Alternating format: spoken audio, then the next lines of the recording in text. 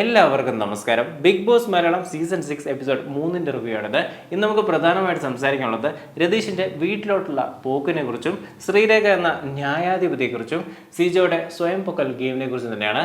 നമ്മുടെ ചാനൽ നിങ്ങൾ ആദ്യമായിട്ടാണ് കാണുന്നതെങ്കിൽ വീഡിയോസൊക്കെ ഒന്ന് കണ്ടുവെക്കുക. ഇഷ്ടപ്പെട്ടെങ്കിൽ ചാനൽ സബ്സ്ക്രൈബ് ചെയ്യുക. കൂടുതൽ ഇഷ്ടപ്പെട്ടിട്ടുണ്ടെങ്കിൽ നമ്മുടെ വീഡിയോസ് നിങ്ങളുടെ സുഹൃത്തുക്കളുമായിട്ട് ഷെയർ ചെയ്യുക. അങ്ങനെ രതീഷ് നമ്മുടെ മാൻട്രിക് സുരേഷുമായിട്ട് അടിയുണ്ടാക്കിയിട്ട് സ്വയം നിലനിൽപ്പില്ലാണ്ട് അവിടുന്ന് ഇറങ്ങിപ്പോകുന്ന കാഴ്ചകളൊക്കെ നമ്മളെ പ്രോമോയിൽ കണ്ടിട്ടുണ്ടായിരുന്നു. ബാഗൊക്കെ പാക്ക് ചെയ്തിട്ട് സ്ലോ മോഷനിലാണ് പോകുന്നത്. ഇതിൻ്റെ ഇടയ്ക്ക് കൺഫെഷൻ റൂമൊന്നും കാണിക്കുന്നത് പോലുമില്ല. അതിൻ്റെ അർത്ഥം പുള്ളി ഇപ്പം വീട്ടിലെത്തി ഊണൊക്കെ കഴിച്ചുകൊണ്ടിരിക്കുന്നുണ്ട്. കഴിച്ചതിന് ശേഷം ചായയും കുടിച്ചിട്ട് കാണാം. ഇതെന്താണ് ഇങ്ങനത്തെ പ്രോമോകളൊക്കെ നമ്മൾ സ്ഥിരം കാണുന്നതല്ലേ. സീസൺ 3 മണിക്കൂട്ടം വിചാരിച്ചിട്ട് പോകാൻ പറ്റില്ല. പിന്നെയാണ് ഈ രതീഷ് അതും 2 ദിവസം കഴിഞ്ഞപ്പോൾ പോകണമെന്നൊക്കെ പറയുന്നത്. ഇതിപ്പോൾ കൺഫെഷൻ റൂമിൽ പോകുന്നു, അതിനുശേഷം കുറച്ച് ഉപദേശങ്ങളൊക്കെ തരുന്നു. നിങ്ങളെ പ്രേക്ഷകർ കണ്ടുകൊണ്ടിരിക്കുകയാണെന്ന് ബിഗ് ബോസ് പറയുന്നു. നിങ്ങൾ നല്ലൊരു മത്സരാർത്ഥിയാണെന്ന് പറയുന്നു. അപ്പം തീരും ഈ പ്രശ്നമൊക്കെ. പിന്നെ കണ്ടന്റ് കുറവാകുന്നതുകൊണ്ട് പ്രോമോകൾ ഇങ്ങനെ കാണിച്ച് നമ്മളെ പ്രതീക്ഷയുടെ മുൾമുലയിൽ നിർത്തുന്നു എന്നതിനപ്പുറത്തേക്ക് ഈ സംഭവം വലിയ കാര്യമായിട്ടുള്ളൊരു സാധനമൊന്നുമല്ല. ഈ പുറത്ത് പോകണമെന്നൊക്കെ പറയുന്ന രതീഷിനെ നമുക്ക് കുറ്റമൊന്നും പറയാൻ പറ്റത്തില്ല.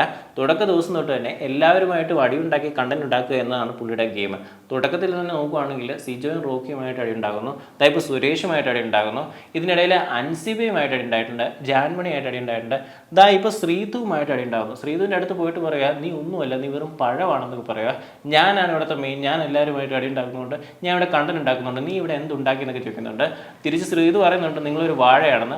ആ കൗണ്ടർ അങ്ങനെ ആരും അങ്ങനെ ശ്രദ്ധിച്ചില്ല, അത് കുഴപ്പമില്ല, പക്ഷെ നമ്മൾ കേട്ടു, നല്ല രീതിയിൽ ചിരിക്കുകയും ചെയ്തു. ഒന്നാമത്തെ കാര്യം, ബിഗ് ബോസ് ഒരു പ്രഷർ കുക്കറാണ്. അതിനിടയിൽ എല്ലാ മത്സരാർത്ഥികളുമായിട്ട് ഇങ്ങനെ അടി ഉണ്ടാക്കി കഴിഞ്ഞ് കഴിഞ്ഞാൽ പുള്ളി നോക്കുന്നിടത്തെല്ലാം പുള്ളിക്ക് ദേഷ്യം മാത്രമേ കാണാൻ പറ്റത്തുള്ളൂ. അങ്ങനെ പുള്ളിക്ക് തന്നെ തോന്നും ഇവിടുന്ന് എങ്ങനെയെങ്കിലും ഇറങ്ങിപ്പോയാലെന്ന്. അത് സ്വാഭാവികമായിട്ടുള്ളൊരു കാര്യമാണ്. ഇതിൽ നിന്ന് രക്ഷപ്പെടണമെങ്കിൽ കുറച്ച് പേരുടെ അടുത്തെങ്കിലും സന്തോഷത്തോടുകൂടി സംസാരിക്കണം. എന്ന് വെച്ചാൽ പുള്ളിയുടെ ഉള്ളിലുള്ള വിഷമൊക്കെ പറഞ്ഞ് അങ്ങ് തീർക്കണം. അത് ദേഷ്യമാണെങ്കിൽ അത് വിഷമമാക്കി കൺവേർട്ട് ചെയ്തൊക്കെ തീർക്കേണ്ടി വരും. പക്ഷേ അത് ഇതുവരെ നമ്മൾ കണ്ടില്ല. അത് വഴിയെ കാണാൻ പറ്റുമെന്നാണ് തോന്നുന്നത്. കാരണം എത്രത്തോളം ദേഷ്യപ്പെടുന്ന ഒരാൾക്ക് മറ്റേ സൈഡ് നിങ്ങൾ ബാലൻസ് ചെയ്തില്ലെങ്കിൽ ഉറപ്പായിട്ടും ഇറങ്ങി പോകാൻ തോന്നുക അത് സ്വാഭാവികമാണ്. ചിലപ്പം പോയെന്നും ഇരിക്കും ഇങ്ങനെ തന്നെ കണ്ടിന്യൂ ചെയ്യുവാണെങ്കിൽ. രതീഷ് ഉണ്ടാക്കുന്ന ചില അടികളൊക്കെ ഒന്ന് നോക്കുവാണെങ്കിൽ പോയിന്റിലെന്ന് പുള്ളിക്ക് തന്നെ മനസ്സിലാവുകയാണെങ്കിൽ പുള്ളിയോടെ ഒച്ച വെച്ച് ആകെ അലമ്പാക്കിയിട്ട് മാറും. അല്ലെങ്കിൽ ലാസ്റ്റ് നോറയുടെ അടുത്തൊക്കെ കാണുന്ന പോലെ പുള്ളി ഏത്തമിട്ടിട്ട് ആ ഒരു സീൻ മാറ്റി മറിക്കാൻ വേണ്ടിയൊക്കെ ശ്രമിക്കും. പിന്നെ പാട്ടുപാടി സീനുകൾ കുഴപ്പത്തിലാക്കും. പുള്ളിയുടെ ഈ ഇങ്ങനത്തെ പരിപാടികളൊക്കെ കാണുമ്പോൾ ക്രിഞ്ച് അടിക്കുന്നത് എനിക്ക് മാത്രമാണോ, നിങ്ങൾക്കും അങ്ങനെയൊക്കെ തോന്നുന്നുണ്ടോ എന്നൊക്കെ നിങ്ങൾ കമൻറ്റിൽ രേഖപ്പെടുത്തുക. പുള്ളിക്ക് ഫാൻസ് ഗ്രൂപ്പും ആർമിയും ഒക്കെ തുടങ്ങിയിട്ടുണ്ടെങ്കിൽ അവർക്കും കമൻറ്റിൽ അവരുടെ അഭിപ്രായങ്ങൾ രേഖപ്പെടുത്താവുന്നതാണ്. സുരേഷിൻ്റെ ഒരു മോർണിംഗ് ടാസ്ക് ഉണ്ടായിരുന്നു, ഒരു കൈനോട്ടക്കാരനായിട്ടുള്ളത്. എല്ലാവരും ഭയങ്കരമായിട്ട് ചിരിക്കുന്നുണ്ടായിരുന്നു. പുള്ളി അതൊരു കൈനോട്ടക്കാരൻ എന്നതിനപ്പുറത്തേക്ക് പുള്ളിയുടെ അഭിനയ പാടവം കാണിക്കാൻ വേണ്ടിയിട്ടുള്ള ഒരു അവസരം എന്ന രീതിയിലാണ് പുള്ളി പല രീതിയിലുള്ള ഇമോഷൻസ് ഒക്കെ കാണിക്കുന്നുണ്ടായിരുന്നു. ബീഭത്സം, അത്ഭുതം, ക്രോധം, ഇതൊക്കെ ഇടകലർന്നിട്ടുള്ള ഇമോഷൻസാണ്. പിന്നെ പുള്ളിയായിട്ട് കണ്ടുപിടിച്ച വേറെ കുറേ ഇമോഷൻസ് ഒക്കെ ഇടുന്നുണ്ടായിരുന്നു. വലിയ രസമായിട്ടൊന്നും തോന്നിയില്ല. പിന്നെ എല്ലാവരും ചിരിക്കുന്നുണ്ട്, അതുകൊണ്ട് നമുക്ക് വേണമെങ്കിൽ ചിരിക്കാം. വീണ്ടും രതീഷിൻ്റെ കണ്ടന്റുകളാണ് എപ്പിസോഡിൽ വന്നുകൊണ്ടിരിക്കുന്നത്.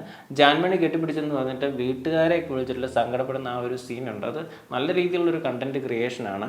വീട്ടുകാരെ പിടിച്ച് അങ്ങനെ സീൻ ഉണ്ടാക്കുമ്പോൾ ഉറപ്പായിട്ടും സെൻറ്റിമെൻറ്റ്സ് അവിടെ വർക്കൗട്ട് ആവുന്ന രതീഷിനറിയാം. അതിനോട് തന്നെ രതീഷ് കരയുന്നുണ്ട്.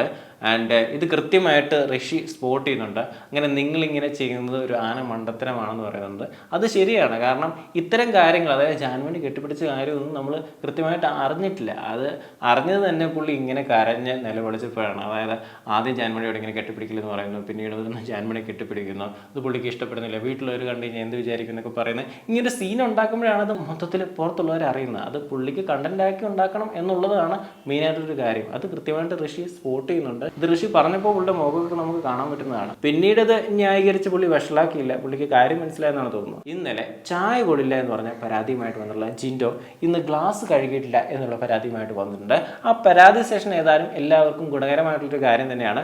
അവിടെ ആർക്കും ആരോട് വേണമെങ്കിലൊക്കെ പരാതി പറയാം. അങ്ങനെ രണ്ടുപേർ തമ്മിലൊന്ന് കോർക്കുമ്പോൾ അവിടെ കണ്ടന്റ് ഉണ്ടാവും. പിന്നീട് ശ്രീരേഖയാണ് വരുന്നത്, പാത്രം കഴിയില്ല എന്ന് പറഞ്ഞുള്ള പരാതിയാണ് വരുന്നത്. അതിൻ്റെ ഇടയിൽ പലരും വന്ന് സംസാരിക്കുന്നു, കണ്ടന്റുകൾ ഉണ്ടാകുന്നു. അത്യാവശ്യം എല്ലാവർക്കും അവിടെ ഒരു സ്ക്രീൻ സ്പേസ് കിട്ടും. ഈ മിണ്ടാണ്ടിരിക്കുന്നവർക്ക് ആ ഒരു പരിപാടി യൂസ് ചെയ്തിട്ട് മുന്നോട്ട് വരാൻ പറ്റുന്നതാണ്. അതൊരു നല്ല സെഷനാണ് ഈ പരാതി സെഷൻ. ഇനി സ്വയം പൊക്കൽ സിജോയെ കുറിച്ച് നമുക്ക് സംസാരിക്കേണ്ടതുണ്ട്. ആദ്യത്തെ 2 ദിവസമൊക്കെ പുള്ളി ഓക്കെ ആയിരുന്നു. അത്യാവശ്യം നല്ല ഗെയിമുകളൊക്കെ പ്ലാൻ ചെയ്യുന്നുണ്ട്, വർക്കൗട്ട് ആക്കുന്നുണ്ട്. മിക്കതും പാടുന്നുണ്ടെങ്കിലും അത്യാവശ്യം ഒരു പ്ലാനിങ് ഒക്കെ പുള്ളിക്ക് ഉണ്ടെന്നൊക്കെ നമുക്ക് തോന്നിയിട്ടുണ്ടായിരുന്നു. പക്ഷേ പോകെ പോകെ രതീഷിൻ്റെ പിറകെ നിന്ന് വഴക്കുണ്ടാക്കിയിട്ട് രതീഷിനേക്കാളും മെച്ചം ഞാനാണ്, അല്ലെങ്കിൽ എന്നെ കണ്ടു കഴിഞ്ഞാൽ രതീഷ് പെടുക്കും, ഞാനിവിടെ വിന്നറാവും, രതീഷ് അവിടെ വില്ലനാവും എന്ന് പറയുമ്പോൾ ഞാനിവിടെ വിന്നർ ആവുമെന്നാണ് സിജോ പറയുന്നത്. ഞാനാണ് ഇവിടുത്തെ ഓൾ ഇൻ ഓൾ എന്ന രീതിയിലുള്ള ഒരു ഇരിപ്പും മട്ടും ഭാവവും ഒക്കെ നമുക്ക് കാണാൻ പറ്റുന്നുണ്ട്.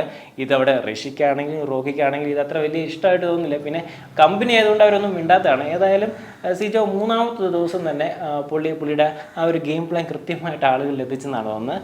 ഇഷ്ടപ്പെട്ടവർ പോലും പുള്ളി ഇപ്പം നോക്കാം എന്ന രീതിയിലുള്ള അവസ്ഥയിലേക്കൊക്കെ മാറിയിട്ടുണ്ടെന്നാണ് നമുക്ക് തോന്നുന്നത്. ഇനിയാണ് നമുക്ക് ശ്രീരേഖ എന്ന ന്യായാധിപതിയെക്കുറിച്ച് സംസാരിക്കേണ്ടത്. പവർ റൂമിന് സ്പെഷ്യൽ പവേഴ്സ് ഉണ്ടെന്ന് ബിഗ് ബോസ് പറയുന്നതിൻ്റെ കൂടെ സ്വന്തം ഡ്യൂട്ടികൾ ബാക്കിയുള്ളവരെ കൊണ്ട് ചെയ്യിപ്പിക്കാമെന്ന് ബിഗ് ബോസ് പറഞ്ഞു. അങ്ങനെ പറഞ്ഞെങ്കിലും അത് കൃത്യമായിട്ട് ഉൾക്കൊണ്ടത് ശ്രീരേഖ മാത്രമാണ്. അതായത് ശ്രീരേഖയുടെ ഒരു ഡ്യൂട്ടി വേറെ ആരെങ്കിലുമൊക്കെ തിരഞ്ഞെടുത്ത് ചെയ്യിപ്പിക്കാമെന്ന് ശ്രീരേഖ മനസ്സിലായി. അങ്ങനെയുള്ള പ്ലാനിങ്ങിലായിരുന്നു പുള്ളിക്കാരി ആദ്യം ഇങ്ങനെ ആലോചിച്ചപ്പോൾ ചായ ഉണ്ടാക്കിയിട്ട് പ്രശ്നം ഉണ്ടാക്കിയ നമ്മുടെ ജിൻഡോ ചെയ്തത് അത്ര രസമായിട്ടില്ല. എന്നാൽ പിന്നെ അവനെ കൊണ്ടൊരു ചായ ഉണ്ടാക്കിപ്പിച്ചേക്കാം എന്നൊക്കെ മനസ്സിൽ തോന്നി. അതിനുശേഷം ജാൻമണിയുമായിട്ട് രതീഷ് അടി ഉണ്ടാക്കിയത് എനിക്ക് ഇഷ്ടപ്പെട്ടില്ല. അതുകൊണ്ട് തന്നെ എൻ്റെ ഡ്യൂട്ടി മാറ്റിയിട്ട് നമുക്ക് രതീഷിനെ ജാൻമണി സപ്പോർട്ട് ചെയ്യാൻ വേണ്ടി കൊണ്ടുവരാമെന്ന് പറഞ്ഞ ആശയം കൊണ്ടിരുന്നു. അങ്ങനെ വീട്ടിലുടനീളം ഒരു ന്യായം കൊണ്ടിരുന്ന ഒരു ന്യായാധിപതിയായിട്ട് ശ്രീരേഖ മാറുന്നുണ്ട്. ഇതിനു മുമ്പും പുള്ളിക്കാരി ന്യായം കൊണ്ടുവന്നിട്ടുണ്ടായിരുന്നു. അത് ഗെയിമിലായിരുന്നു. അവിടെ ക്യാപ്റ്റൻസിക്ക് വേണ്ടി രണ്ടുപേരും ഒത്തു കളിച്ചപ്പോൾ, അത് റോക്കിയും സിജോയും കൂടെ ഒത്തു കളിച്ചപ്പോൾ അർജുന് തൻ്റെ ബോളുകൾ കൊടുത്തിട്ട് സ്വയം ന്യായം പ്രഖ്യാപിക്കുന്ന ഒരു ന്യായാധിപതിയായിട്ട് അവിടെ ശ്രീരേഖ മാറുന്നുണ്ടായിരുന്നു.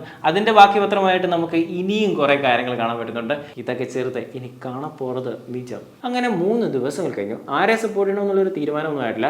2-3 ആഴ്ച കഴിഞ്ഞാൽ നമുക്കത് പറയാൻ പറ്റത്തുള്ളൂ. ഈ 3 ദിവസങ്ങൾക്കുള്ളിൽ നിങ്ങൾക്ക് ആരെങ്കിലും ഇഷ്ടപ്പെട്ടിട്ടുണ്ടെങ്കിൽ ഉറപ്പായിട്ടും നിങ്ങളത് കമൻറ്റിൽ രേഖപ്പെടുത്തുക. നിങ്ങൾക്ക് ഇഷ്ടപ്പെടാത്ത മത്സരാർത്ഥിയെക്കുറിച്ചും കമൻറ്റിൽ രേഖപ്പെടുത്തുക. മറ്റൊരു വീഡിയോ ആയിട്ട് വരുന്നുണ്ട് വരെ ബൈ.